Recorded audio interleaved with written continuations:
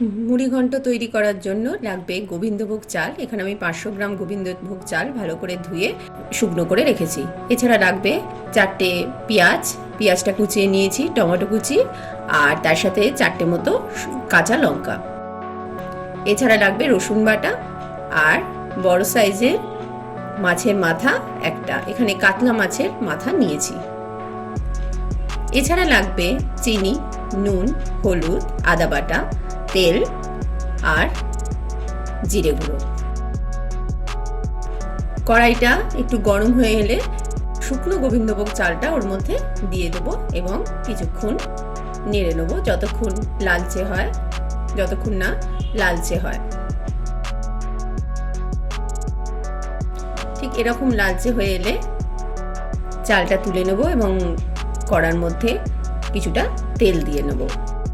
তেলটা গরম হলে মাছের মাথাটা ছেড়ে দেব। মাছের মাথাটা ভালো করে ভেজে নিয়ে সেই তেলের মধ্যেই 4টে কাঁচা লঙ্কা খুব ভালো করে ভেজে নেব। এর সাথে অ্যাড করতে হবে রসুন বাটা, পেঁয়াজ কুচি।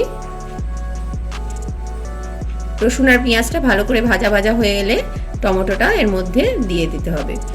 সাথে পরিমাণ মতো নুন এবং হলুদ অ্যাড করে দিতে হবে। কিছুটা নাড়িয়ে নিয়ে এর মধ্যে যোগ করতে হবে আদা বাটা 2 চামচের মতো, তার সাথে লঙ্কা গুঁড়ো 1 চামচ। এইভাবে ভালো করে নাড়িয়ে নেব মিশ্রণটা। সবার শেষে 2 চামচ জিরে গুঁড়ো অ্যাড করব। আর একটু ভাজা ভাজা হয়ে এলে 2 চামচ চিনি অ্যাড করে দিতে হবে। ভালো করে ভাজা হয়ে গেলে সামান্য জল দিয়ে এটাকে নেড়ে নেব।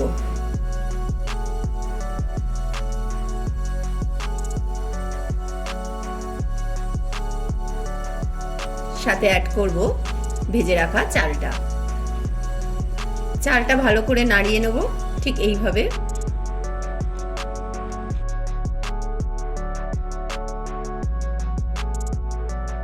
এরপর এতে অ্যাড করব 1 বাটি মতো জল।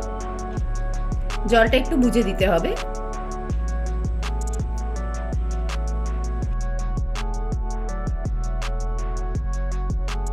চালটা ফুটে এলে এর মধ্যে আমি অ্যাড করে দেবো ভাজা মাছের মাথাটা। এরপর ফুটতে দেবো।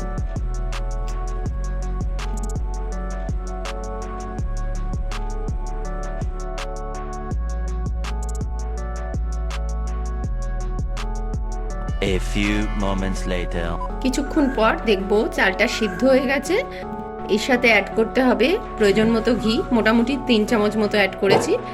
এছাড়া গরম মশলা গুঁড়ো। তারপর ভালো করে নাড়িয়ে নেব। দেখুন আমার মুড়ি ঘন্ট একদম রেডি। এরকম আরও অনেক রেসিপি জানতে আমার চ্যানেলটিকে সাবস্ক্রাইব করুন। আর ভিডিওটা এত অবধি দেখে থাকলে অবশ্যই লাইক ও শেয়ার করুন। ধন্যবাদ।